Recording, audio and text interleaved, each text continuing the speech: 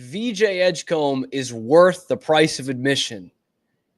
And the rest of this team is too. Let's get locked on Baylor after dark.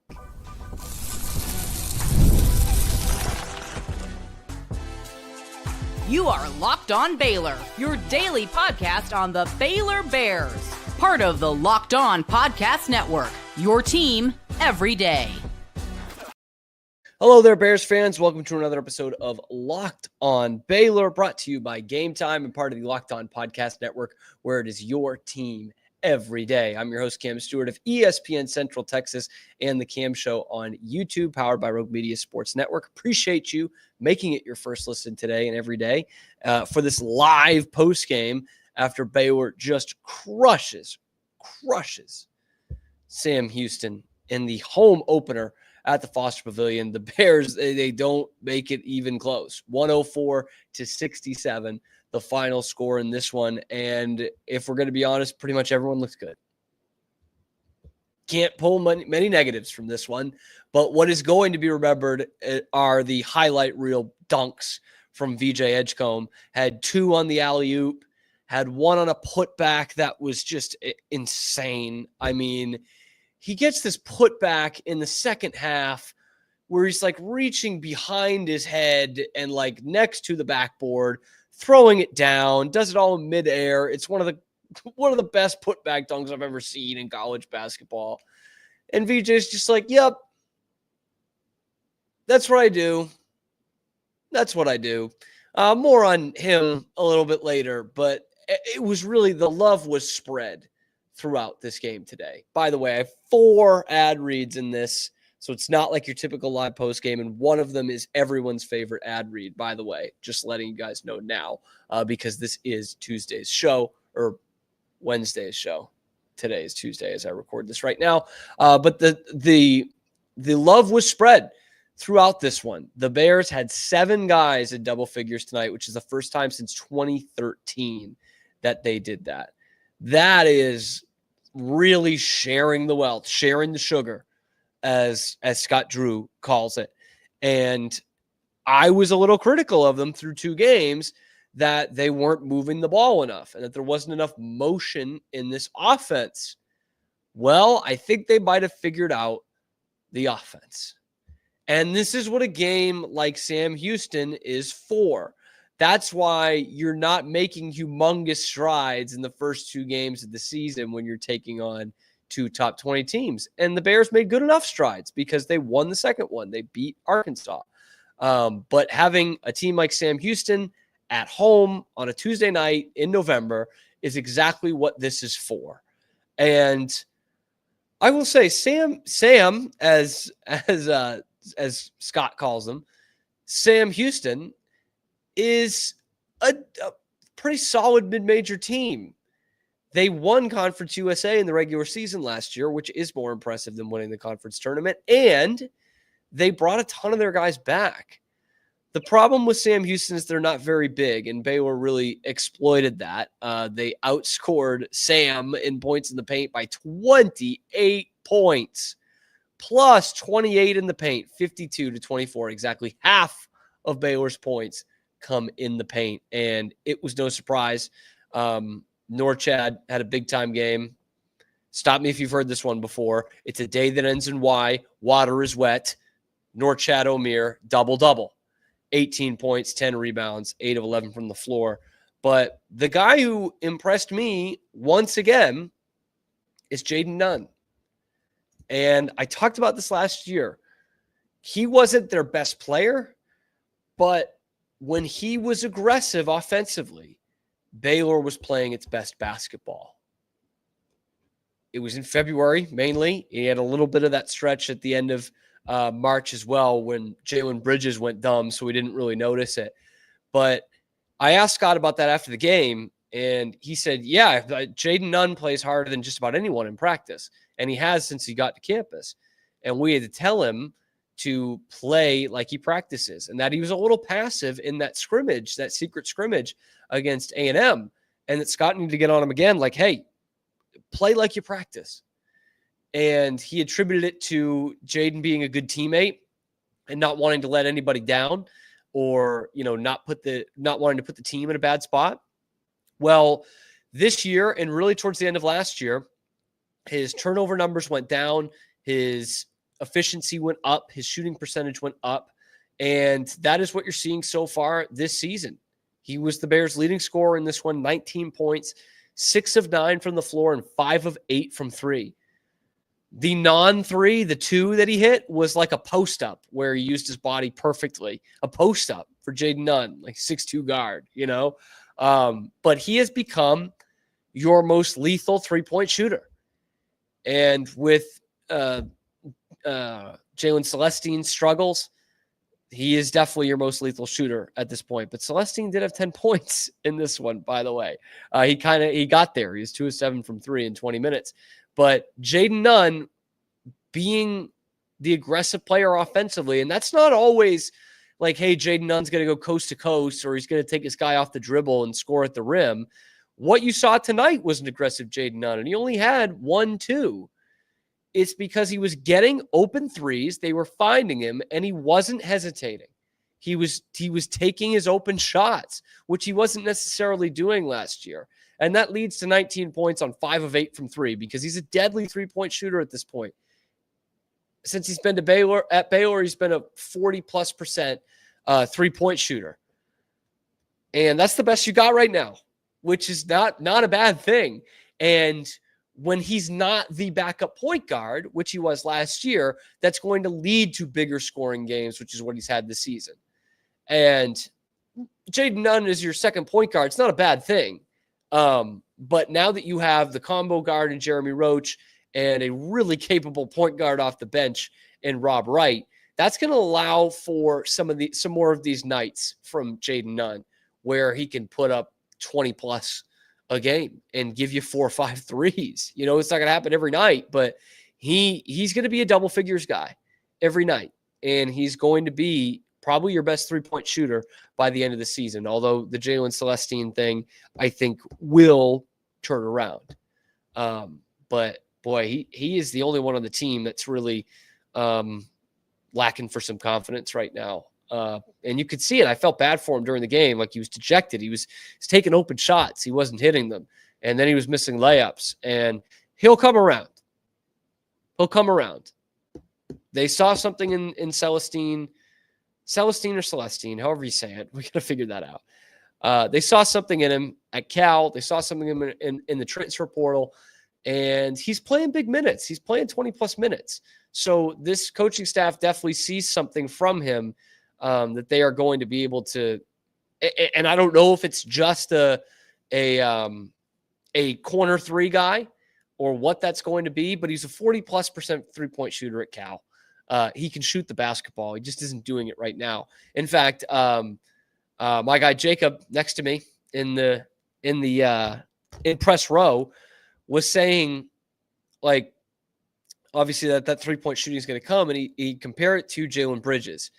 And you guys might remember in Jalen's first season, after transferring from West Virginia, he was not a very confident shooter. He didn't know what kind of scorer he was going to be. And I think Baylor saw in him the whole time, like, hey, man, you're a three-point shooter. You can do some other things, like you could score inside out, but you're a really good three-point shooter.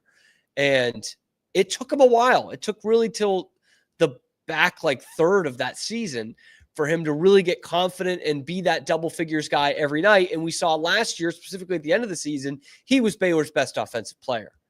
And Jalen Celestine could be going through that right now. And I hope it comes aboard a little bit quicker than Jalen Bridges did. But no matter what, it's going to turn into a prolific three-point shot if it goes the same way. There's a lot of Jalen's and a lot of Jayden's right now. I'm really trying to figure that out.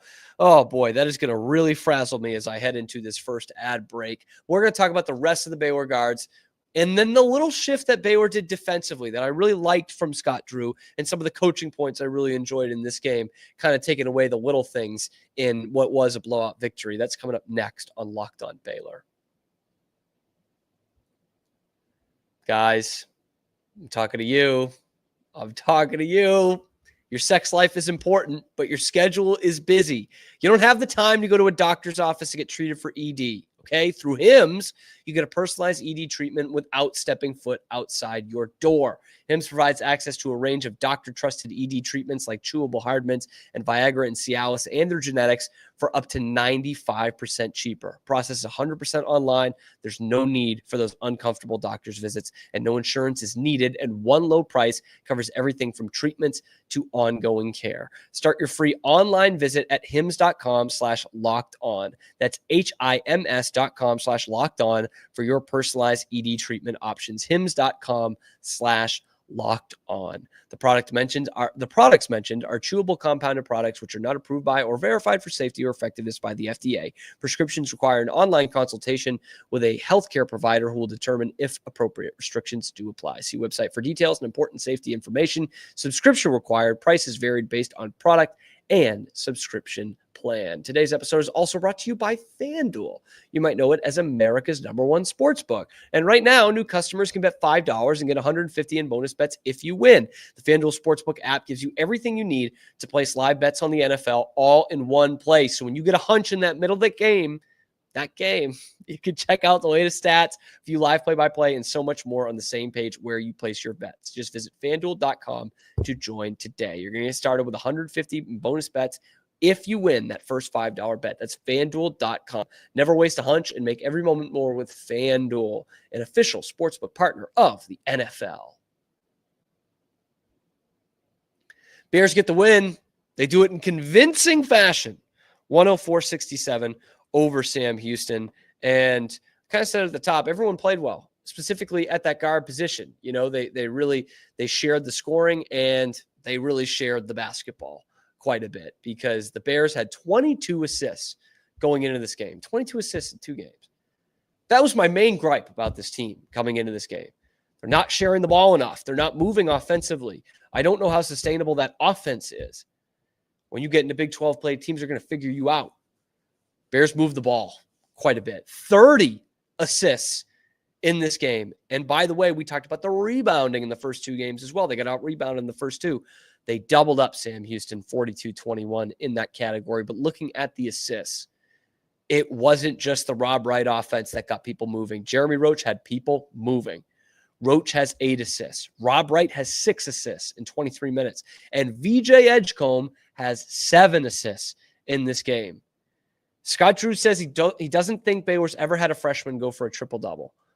VJ is going to be that first one. It's a matter of time.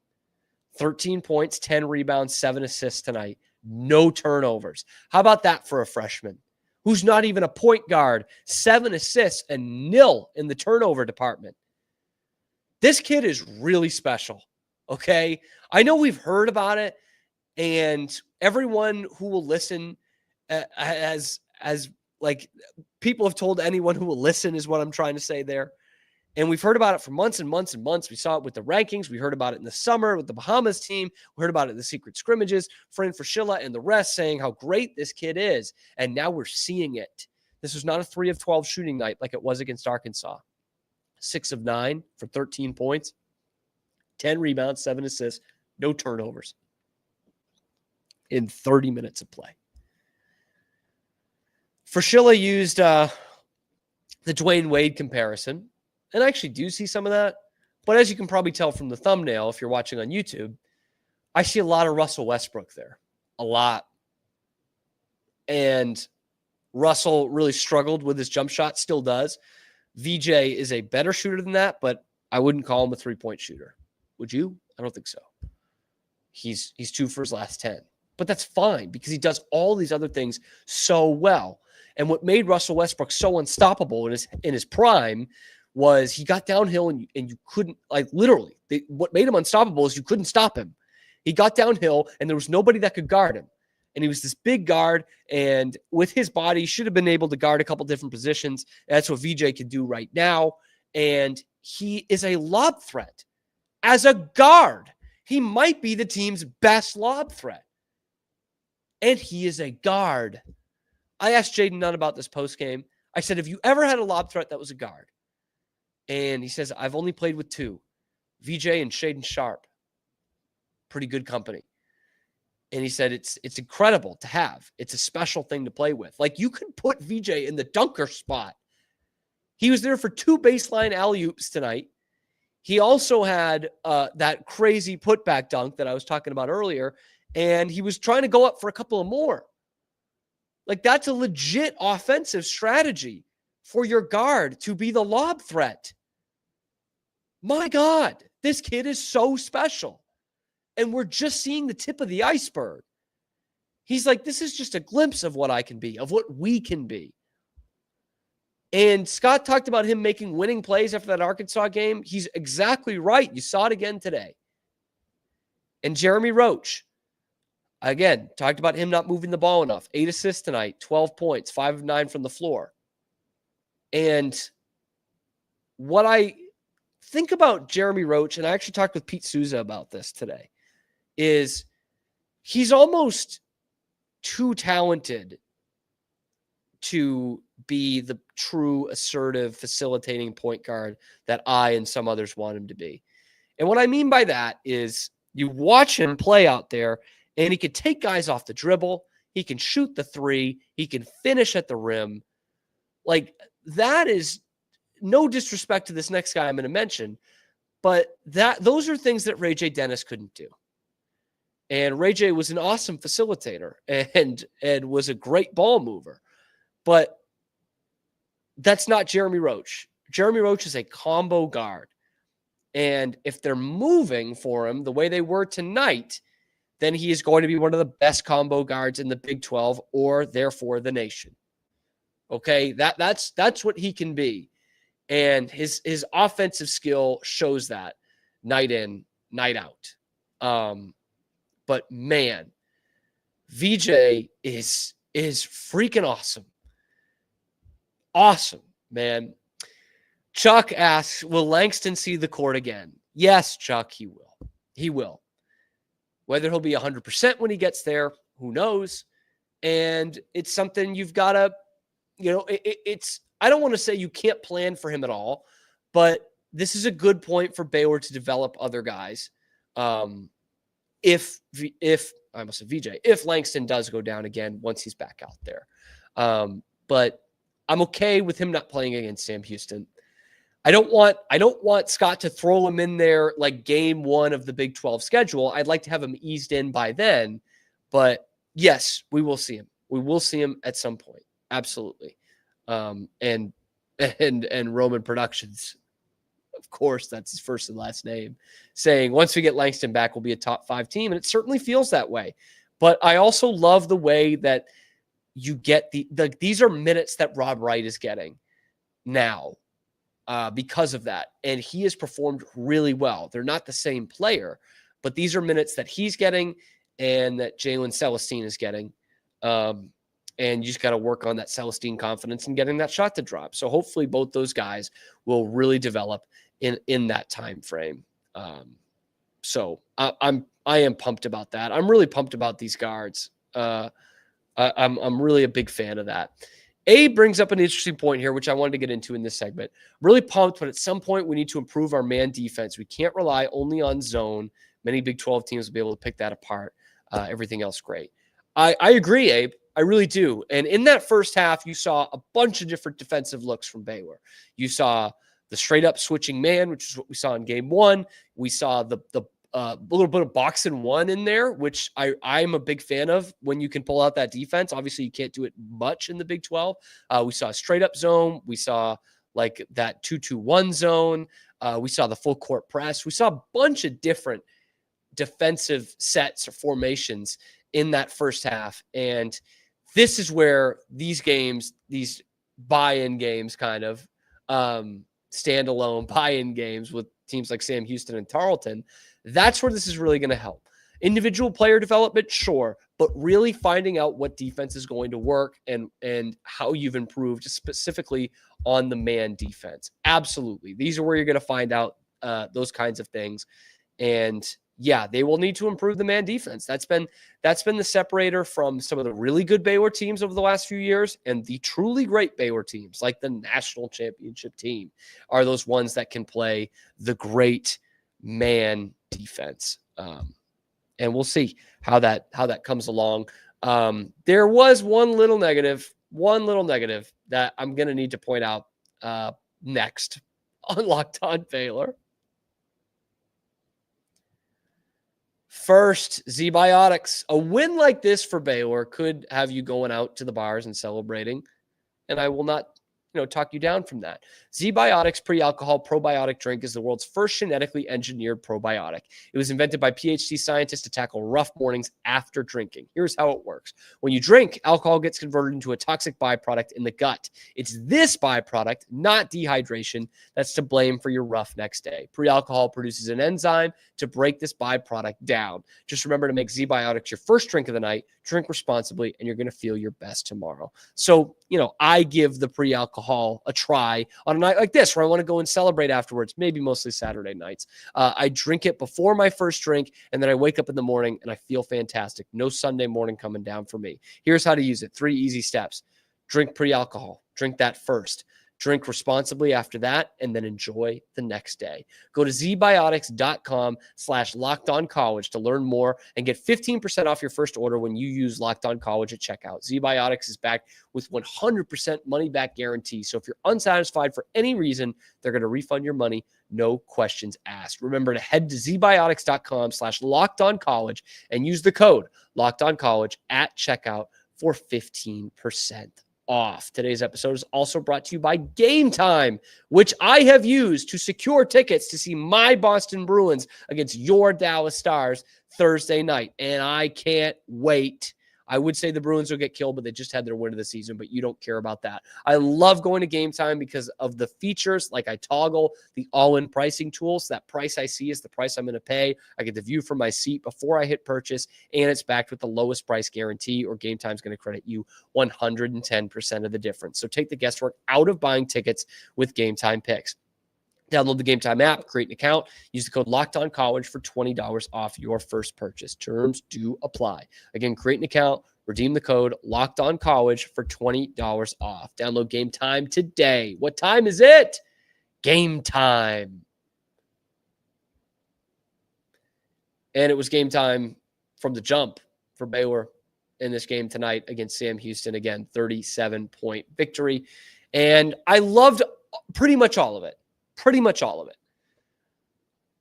I didn't, and I don't mean to keep piling on this guy because I actually have belief that he's going to come around. But the only kind of downside I thought from tonight was Josh O and the foul trouble mainly. He fouled out with plenty of time remaining. He got his fourth before the under 12 of the second half. He fouled out with about 5 minutes left. I just think there needs to be some more decisiveness there. I didn't think he used his body very well tonight, boxing out. But he is such a crucial piece for this team, both ends of the court. And there are some other things that can be made up in the aggregate, like VJ can be your lob threat. VJ is a really good rebounder for a guard. Norchad's a terrific rebounder. So you make up some of it in the aggregate there, but you're just going to need some more from Josh O, and hopefully this doesn't become like what Flo Thaba was at the end, where I thought he wasn't helping Baylor very much. But plenty of guys got on the score sheet today, as I mentioned, but I'm really looking at those bench guys. I got to say this name right. It's Omar, and I don't want to get this wrong. Omar Adegbola had just Energizer Bunny lightning rod cameo off the bench. He hits a three and then has this awesome up and under 3-point play where the bench and the building went absolutely nuts. Absolutely nuts. We got Davison Hubbard from Hampton-Sydney. We got his first points on there. Jason Asamoah got his first points. Lynn, Massachusetts native. Shout out to the Boston area. He hits a three, first one of his career. And we just need to get Dubravcic. Marino Dubravcic had a couple of touches, did not get his first points. I'm sure that'll be coming Sunday against Tarleton if the Bears can help it. A little Sunday night basketball for Baylor at the Foster. Speaking of the Foster, great atmosphere tonight. I was a little disappointed in the crowd outside of the student section. I'm not terribly surprised, but still a little disappointed that it was, I don't know, you got 5,000 in there tonight, maybe a little bit more. Maybe you push 6. But the student section was full. It sold out in a couple of minutes. They all wore black, and they were into it the whole game. The whole game.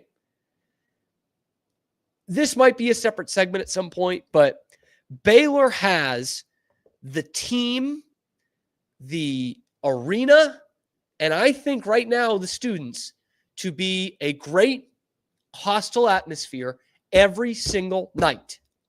Every night. Not just Kansas, not just Houston, every night. It's the rest of that arena that we need to come around. We need the alums, we need the fans who are not in the student section to fill that out. And there's some onus on Baylor there. Like, I don't care if you got to give away some tickets, get some local people here. Like, let's do it.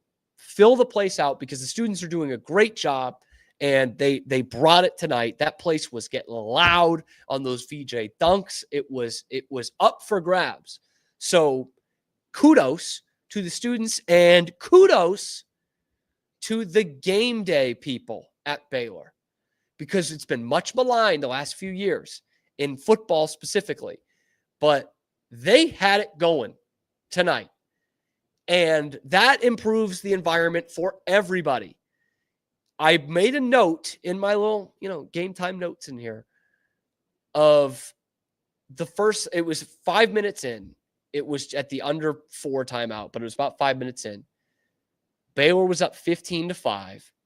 Jeremy Roach had just hit a 3. The place was going nuts. Sam Houston timeout. Go to a media timeout. And as soon as that happens, the lights drop and they start doing the kill, kill, kill. Bang, right into it. Not here's our charity champion. Not even here's the Mats and putt that we all love.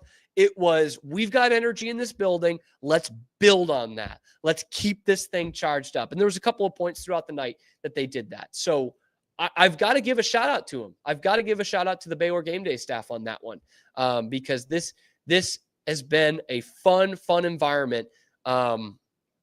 In the Foster since Baylor got there in January. And even these throwaway games can be great atmospheres because they were tonight. It really was. For a game against Sam Houston on a Tuesday night, it was awesome. And of course, the way the Bears played was awesome too.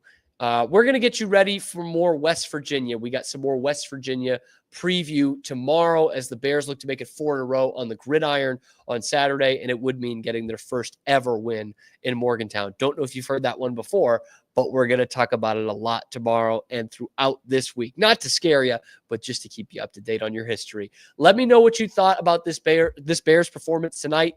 If you think they figured it out on offense, what you think about VJ Edgecombe, and how much money you would pay to see him play basketball for the rest of both of our lives. I would do it every night. It's so much fun to watch, and where this team needs to improve to really compete for a Big 12 title, because I think they've got the talent to get there. And this is still a great conference. And Kansas scored a big win over Michigan State tonight. But I think Baylor can get there. Let me know what you think they need to do. Drop that down in the comment section below, or find us on Twitter at Locked On Baylor. Be sure to like and subscribe. It helps out the channel a ton.